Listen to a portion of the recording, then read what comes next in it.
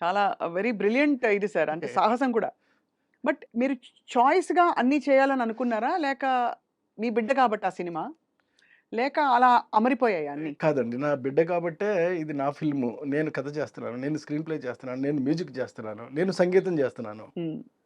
నేను డైరెక్షన్ చేస్తున్నాను. కాబట్టి నేను ఒక అద్భుతాన్ని ఎలా క్రియేట్ చేస్తానో అలాగని చెప్పేసి చాలా సార్లు నేను కష్టపడిన సందర్భాలు కూడా ఉన్నాయండి. హ్మ్.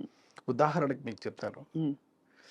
మీకు 'ఎగిరే పవరములో' ఒక పాటకి ఒక అద్భుతమైనటువంటి సమయము, సందర్భము 2 వచ్చాయి. హ్మ్. సమయం ఏమిటి అనంటే నా వల్ల కాని పరిస్థితి. ఎందుకంటే ఒక క్లాసికల్. అంటే 'శంకరాభరణంలో' శంకర శాస్త్రి గారు చేసినంతటువంటిది నాకా ఏబీసీడీలు తెలవు. హ్మ్. నాకేమి రాగజ్ఞానం ఉంది. ఇది మన వల్ల అయ్యే పని కాదులే అని ఒక విద్వాంసుడిని పిలిచామండి. హ్మ్. మీరు కంపోజ్ చేయండి సార్. ఈ ఒక్కదానికి మీ పేరు వేస్తాను నేను అని చెప్పాను నేను. చెప్తే ఆయన కూర్చొని కంపోజ్ చేశాడాయన. నాకు నచ్చలే.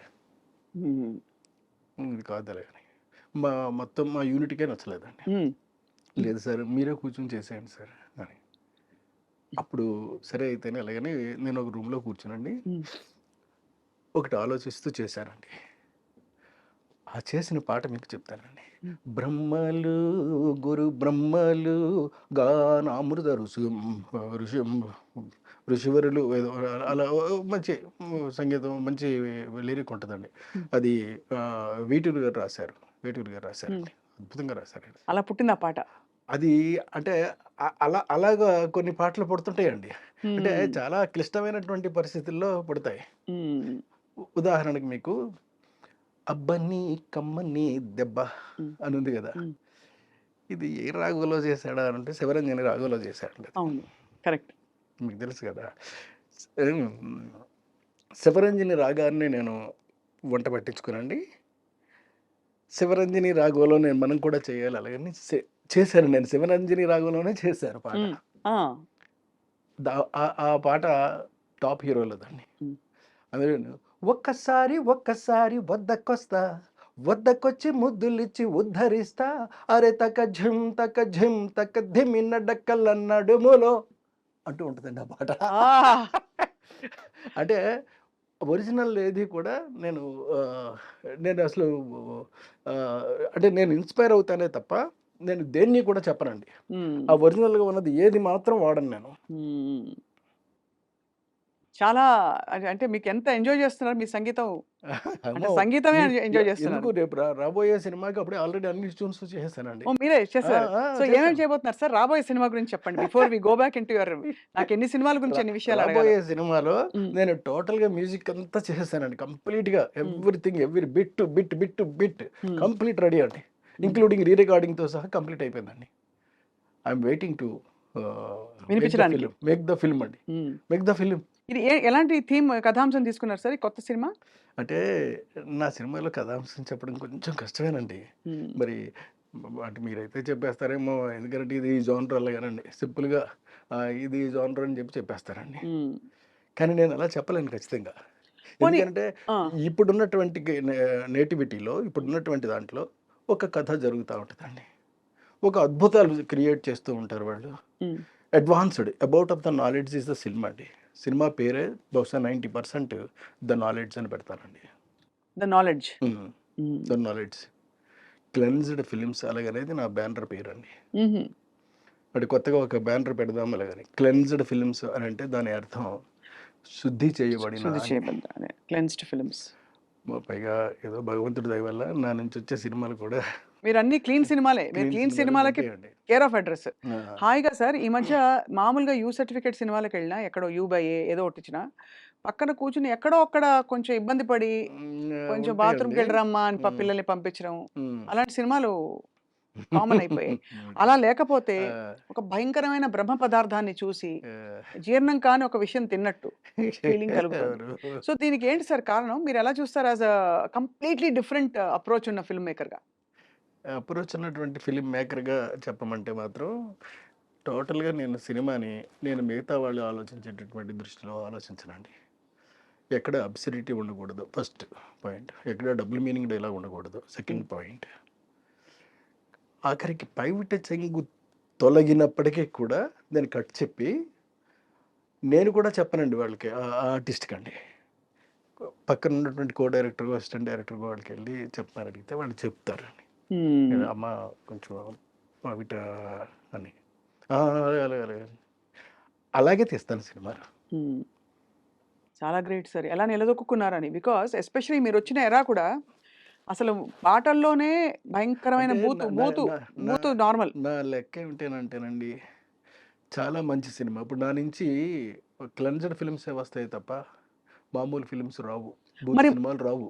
రావు అనేటటువంటిది నిర్ధారణ అయిపోయినటువంటి, అవును. స్టాంపు పడిపోయినటువంటి వ్యక్తిని నేను. మళ్ళీ క్లెన్స్‌డ్ ఎందుకు పెడుతున్నారు? ఎందుకు పెడుతున్నాను అనంటే, నా సినిమాలు శుద్ధి చేయబడినటువంటివి మాత్రమే ఉంటాయి అని చెప్పడం కోసం. హ్మ్. అంచేత దాని బ్యానర్ పేరు అది పెట్టుకుంటాను. బ్యానర్ పేరు ఏదైనా పెట్టుకోవచ్చు కదా! ఇంతకుముందు పెట్టుకోవచ్చు. 'మనీషా ఫిల్మ్స్' పెట్టుకున్నానండి. హ్మ్. అవును. మనీషా అవును. కరెక్ట్. అవును. 'మనీషా' అలాగని.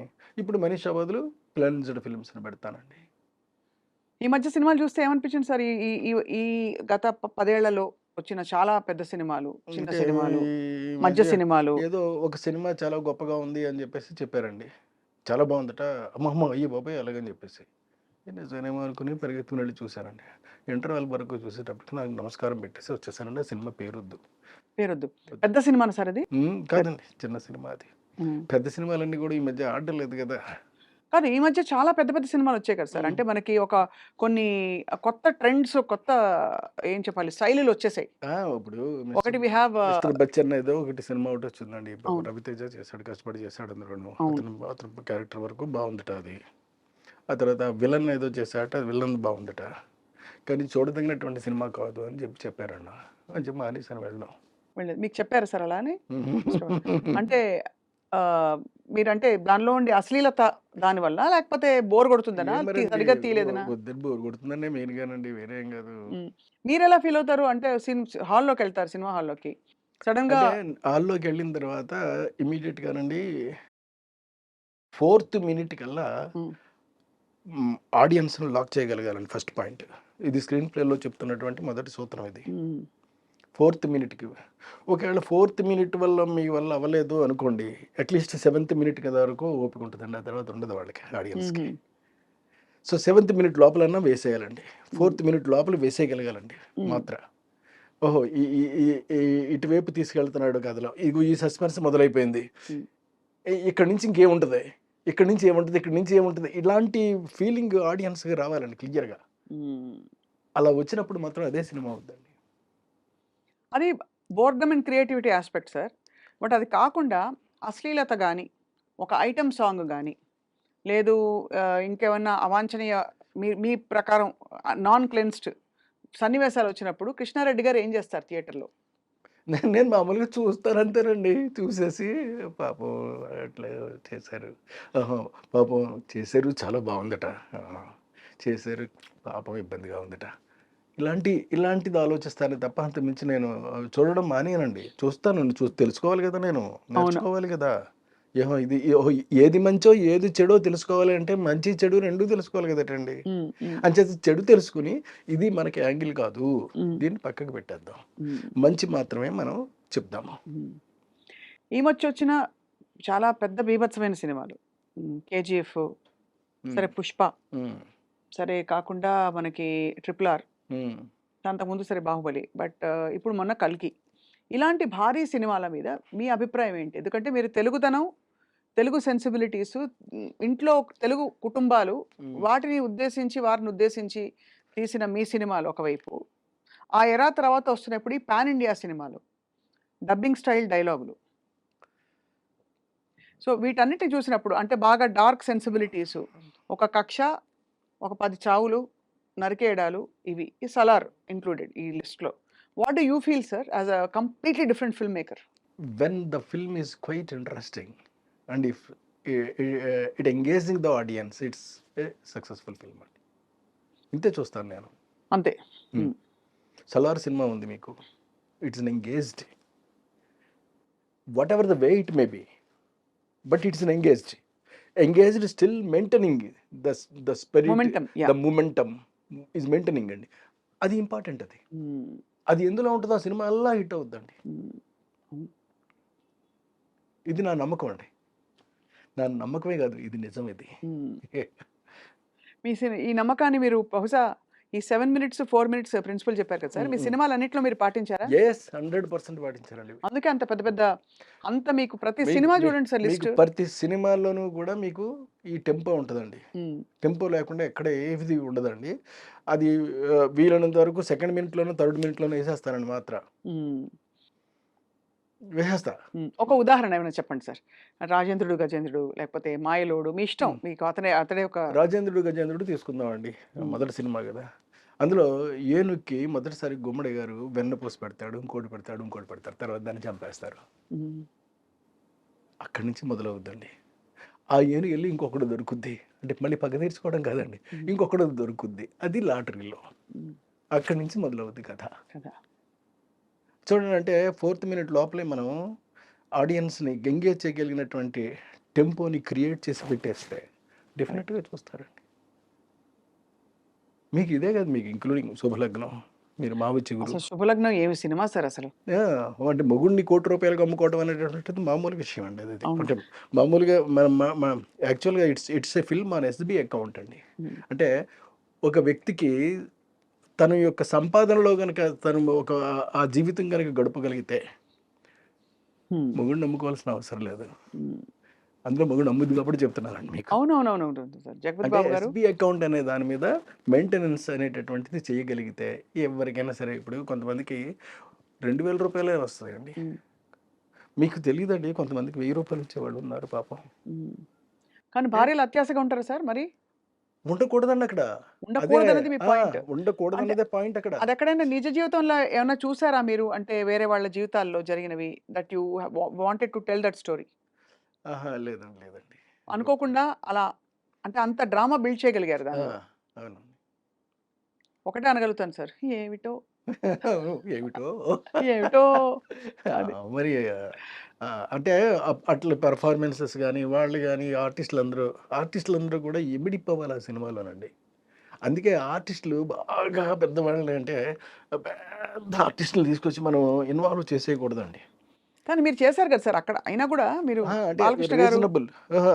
మరి బాలకృష్ణ గారి సినిమా అంటే ఆడడం వంద రోజులు ఆడింది సూపర్ హిట్ సాంగ్స్ అండి. హ్మ్.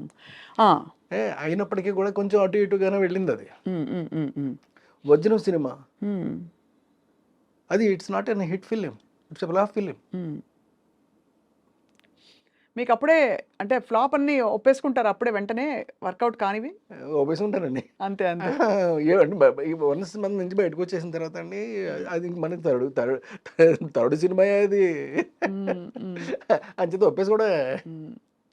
సో, అలా అందుకనే మీరు ఐ థింక్ మీ కథ కంటే పెద్దగా హీరో ఉండకూడదని అనుకుని, ఎ అలాంటి వాళ్ళనే మీరు ఎంచుకుంటారు. ఎప్పుడు కథ కన్నా పెద్ద హీరోలు, పెద్ద రేంజెస్ వాళ్ళున్నవాళ్ళు ఉంటే, ఆ రేంజెస్ ఉన్నవాళ్ళు ఏం చెప్తారో అది చేయవలసి వస్తదండి. హ్మ్. ఎక్కడైనా రెసిస్టెన్స్ వచ్చిందా సార్?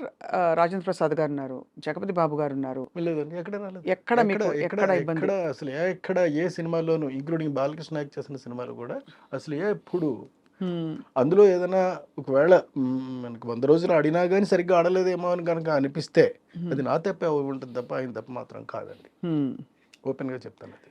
'ఎస్వి కృష్ణారెడ్డి' గారి ఫేవరెట్ అంటే నేను చెప్పంగానే పలికించే యాక్టర్ హ్మ్. అనంటే ఎవరి పేరు చెప్తారు? ఎందుకంటే అందరూ మ కుటుంబ కథా నేపథ్యంలో విడిపోయి కామెడీతో కూడా విడిపోయి టైమింగ్‌తో మళ్ళీ సెంటిమెంట్ పండించే అంటే యాక్టర్ అండ్ యాక్ట్రెస్. నాకు 'సౌందర్య' గారు చాలా ఇష్టం సార్ మీ సినిమాల్లో. అవునండి. 'సౌందర్య' గారు ఇష్టమే, 'ఆమని' ఇష్టమే. హ్మ్. మీరెవరు ఇప్పుడు మీరు 'సౌందర్య' గారు, 'ఆమని' చెప్పామనుకోండి మీరు, హ్మ్. Who is the best actress? మీరు చెప్పలేరే. చెప్పలేం. ఎవరికి ఏ వారే. ఆ! ఎవరికి వారే. ఏమన్నా తీరే. హ్మ్. అంతే గదా! అంటే చివరికొచ్చేటప్పటికి అదే ఉంటది కదా! అవునవును. అలాగా మనం ఇటు 'జగపతి బాబు' చేశాడు నా సినిమాలో. 'ఆలీ' చేశాడు. ఏ యమలీల. ఆ! ఆ! ఆ తర్వాత మన 'శ్రీకాంత్' చేశాడు. హ్మ్.